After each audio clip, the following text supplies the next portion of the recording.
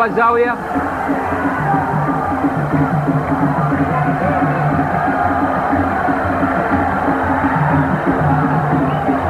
بالراس الطفيلي لريفي. شكلها جول يا الهريفي، شكلها جول يا الهريفي، لكن سعد بالراس ترتد الى كندي. احمد بن نصيب بتعتالي حيائي. اعاقه واعتار لاحمد بن نصيب من النصر، واجمل النصر. سعد الطرير الى كندي بيسدد. حلوه تركي العواد غير طبيعي اليوم. يعني اهداف جميلة من تركي وجميلة من كندي، وفي المرمى جول. هدف جميل من حسين هادي. حسين هادي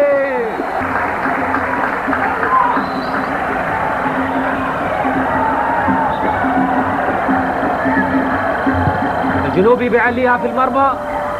أيها المشاهدون الكرام، بإمكانكم متابعة ما تبقى من مباراة فاعل هلالي وضربة جزاء. الآن 4 أهداف الهلال، هدف للنصر وضربة جزاء، والهريفي يحطها على ريفي ولا يصدها تركي العواد. ضربة زاوية لريفي. الريفي في المرمى جول. أحمد بن نصيب لاعب متع بإمكانيات وكأنه يريد أن يملأ كل فراغات الوسط النصراوي بالنصيب في منتصف الملعب الهلالي. ضربة حرة مباشرة على مرمى الهلال، وخطرة من الهريفي. موقع استراتيجي للنصر، حائط صد الهريفي بيعليها الهريفي بالراس. مصطفى في المرمى تتنفذ. ابراهيم عيسى ارضية تمر في المرمى. جول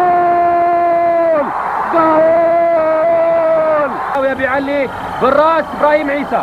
الهريفي بالراس في المرمى.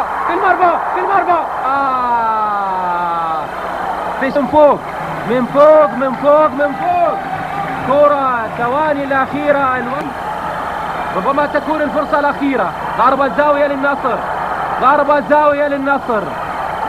زاوية للنصر بيعلي بالراس في المرمى.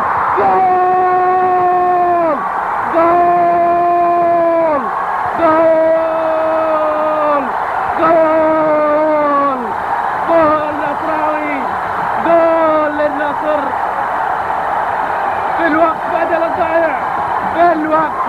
الضائع. هدف التعادل للنصر.